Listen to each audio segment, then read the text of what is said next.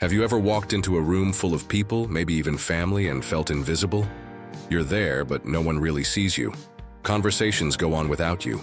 Your ideas are overlooked, your feelings dismissed. It's as if the world has quietly decided you've had your time, and now you're just background noise. It hurts, deeply, and you're not alone. Millions of people over 60, especially women, feel a growing sense of being forgotten. It happens slowly. One day, people stop asking for your opinion. They interrupt you mid-sentence. They call you cute instead of capable. They make decisions about your life without involving you. And somewhere inside, a quiet voice begins to ask, do I even matter anymore? But I want to tell you something right now, and I hope you take this to heart. Your story isn't over. Your voice still matters, and your joy is not behind you. It's ahead of you. This video is your wake-up call, not to just feel better, but to reclaim your place in the world, to stand taller, speak louder, and live bolder. Because being over 60 doesn't mean you fade. It means you rise, with the wisdom and strength only time can give.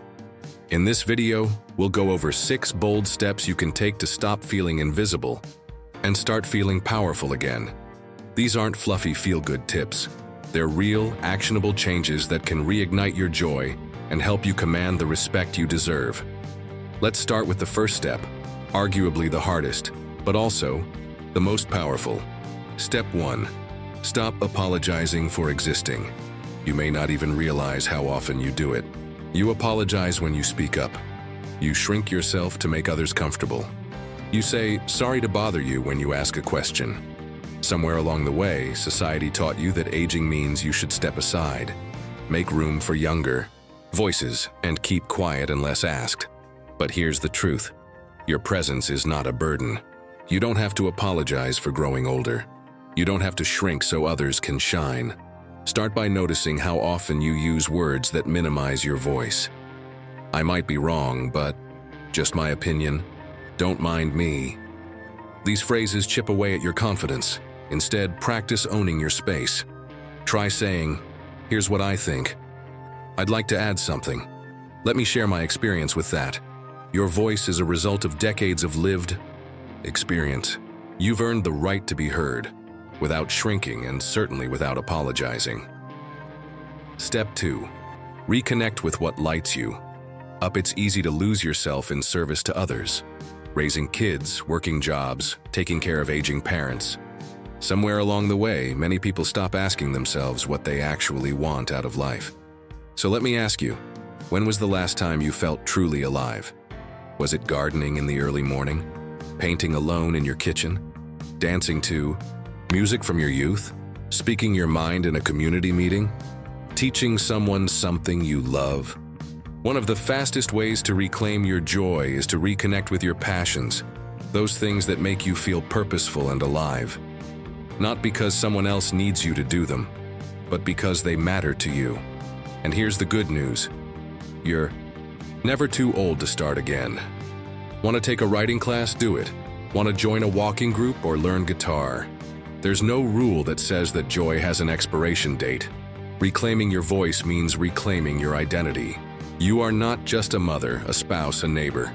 You are a whole person with a fire that still burns, even if the world tries to ignore it. Step 3. Set boundaries, like you mean it. Now that we've talked about stopping the self-silencing and reconnecting with joy, the next step is just as crucial. Learning to say no without guilt and yes without hesitation. Let's be honest. Many people over 60 are treated like they're always available. Can you watch the kids? Can you do this errand? Can you help me with this project? And because you're generous and dependable, you say yes, even when you're exhausted, even when it's inconvenient. But being kind does not mean being a doormat. Setting boundaries is one of the boldest acts of self-respect you can practice. It tells the world, my time and energy matter. And more importantly, it tells you the same thing. If a family member is always taking advantage of your time without appreciation, it's okay to say, I'm not available then. If someone repeatedly dismisses your opinions or interrupts It's okay to say, please let me finish, I'd like to be heard. Start small if you need to, but the key is consistency. When you set clear boundaries, you show others how to treat you, and you teach yourself that your needs are valid. These first 3 steps, stopping the apologies, reconnecting with joy, and setting strong boundaries, lay the foundation for reclaiming not just your voice, but your dignity, your time, and your happiness. Now that we've started to rebuild your confidence from the inside, with no more apologies, a reconnection to what brings you joy and clear boundaries, it's time to turn our attention outward. Because regaining your voice and happiness isn't just about what you stop doing, it's also about who you allow into your life and how you let them affect your spirit. Step 4. Remove energy drainers. Without guilt, you know who they are. The people who sigh when you speak, the ones who only call when they need something, the ones who always manage to make you feel small, silly, or too old to understand. Sometimes these energy drainers are friends you've had for decades. Other times they're even family, people who've gotten used to the version of you that never complains and never pushes back. But if someone constantly makes you feel invisible, unheard, or unworthy, it may be time to lovingly create space. And I get it, it's hard. Cutting off contact isn't always realistic, and it isn't always necessary. But shifting your emotional investment is key. You are not obligated to pour your love, energy, or attention into people who don't refill your cup in return. Start by noticing how you feel after spending time with someone. Do you feel lighter, more alive, or drained and defeated? Your time is precious. At this stage in life, protecting your peace isn't selfish, it's sacred. Start replacing energy drainers with people who see you, listen to you, and make space for you to be your full self. This could be an old friend you haven't talked to in years, a local support group, a community class, or even a neighbor you've never gotten to know. Don't underestimate the healing power of new, life-giving connections, no matter your age. Step 5. Speak up. Even when it's uncomfortable, it's easy to go silent to avoid conflict. You don't want to stir the pot. You don't want to be seen as grumpy or out of touch. But there's a quiet danger in staying silent for too long. It becomes a habit. And before you know it, you've trained yourself to stay quiet even when your heart is screaming. Speaking up doesn't mean being rude or confrontational. It means honoring yourself enough to express how you feel. If someone cuts you off in conversation, say, "I'd like to finish what I was saying." If your adult children make decisions about your life without including you, say, "I appreciate your concern, but I want to be part of these decisions." If a doctor dismisses your concerns, ask for clarification or seek a second opinion. You are not being difficult. You are being present, and presence is power. The more you practice using your voice, the stronger it becomes. The discomfort fades, the confidence grows, and people start to take notice because you're showing up for yourself in a way that demands respect. Don't wait for others to give you permission to speak. Give it to yourself. Step 6. Redefine what it means to matter. Here's a truth most people won't say out loud. In a culture obsessed with youth, seniors often feel discarded, like their value is tied to how much they can do for others, rather than who they are. And when your kids grow up, when your career ends, when your responsibilities shift, it can feel like you've lost your identity. But this is the moment, right here, where you get to reclaim it. Mattering is not about productivity. It's not about being useful. It's about being you, fully, unapologetically, and joyfully. You've lived through decades of experiences, triumphs, heartbreaks, lessons. That depth, that wisdom, that's your gift to the world. Start asking yourself, what do I want to leave behind? What story do I want to live in this next chapter? How can I show others that aging isn't fading? It's evolving? You don't need a huge platform or a big audience. Mattering can look like mentoring a young woman who needs guidance. It can look like writing your memoir, painting your emotions, showing up in a local advocacy group, or simply choosing to live loudly and joyfully on your own terms. When you redefine what it means to matter, you stop chasing approval, and you Start living in alignment with your true self. And that's when the joy returns. That's when your voice becomes unshakable. You've come a long way already. If you've made it this far, that tells me something important. You're not just surviving, you're searching for more. And more is exactly what you deserve. You've stopped apologizing for existing. You've remembered what lights you up.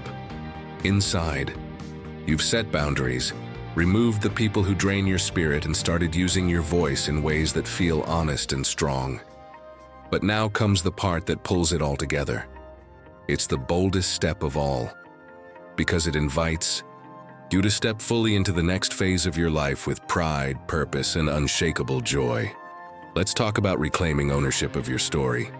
It's easy to look back on your life and see a long trail of responsibilities: raising children, caring for others, working hard, making sacrifices. And yes, all of that matters. But it's not the whole story. You are not just a parent, a spouse, a caregiver, or a retired professional. You're a person with a fire still burning inside, with chapters yet to be written. So many people over 60 silently ask themselves, is this it? Is my best already behind me? But what if the truth is the opposite? What if your best is still ahead of you? Because now you finally have the freedom to choose yourself. This is your time to become the main character of your life again. That means trying things you've always put off. Taking the painting class, traveling to the place you used to dream about, starting a small project just because it makes you feel alive, wearing bold colors, dancing without waiting for permission. And listen, this isn't about chasing youth or pretending to be someone you're not. It's about honoring who you are now and loving her enough to let her shine without limits. You may have felt invisible. You may have felt ignored, but every single day you have the power to show up in your own life and say, I matter. I'm not done. I have things to say, gifts to give, and joy to experience. That kind of mindset, it's magnetic. It draws the right people to you. It invites respect. And more importantly, it makes you proud of the woman in the mirror, because reclaiming your voice is not just about being heard by others. It's about hearing yourself clearly, honestly, and lovingly for the first time in a long time. So let me remind you of the bold steps you've just taken. You stopped apologizing for being who you are. You reconnected with the things that bring you joy. You started setting clear boundaries to protect your peace. You let go of people who drain you and welcomed those who uplift you. You spoke up even when it felt uncomfortable, because your voice deserves to be heard. And you redefined what it means to matter, deciding that you, just as you are enough. You're not just reclaiming your voice, you're reclaiming your power, your happiness, your life. If anything in this video resonated with you, I'd love for you to share your thoughts in the comments. What part of this message hit home the most for you? Have you already started taking some of these bold steps, or are you just beginning the journey? And if this video gave you even a small spark of courage, don't keep it to yourself. Share it with a friend who needs to hear it too. Because the truth is, we all feel forgotten sometimes, but we don't have to stay that way. Not when we lift each other up. Make sure to like this video if you found it helpful, and subscribe to the channel for more inspiration, support, and real talk tips to help you live fully and fearlessly after 60. You are not invisible. You are powerful. And this is your time. Here's to living your boldest, brightest, and most beautiful life, starting now.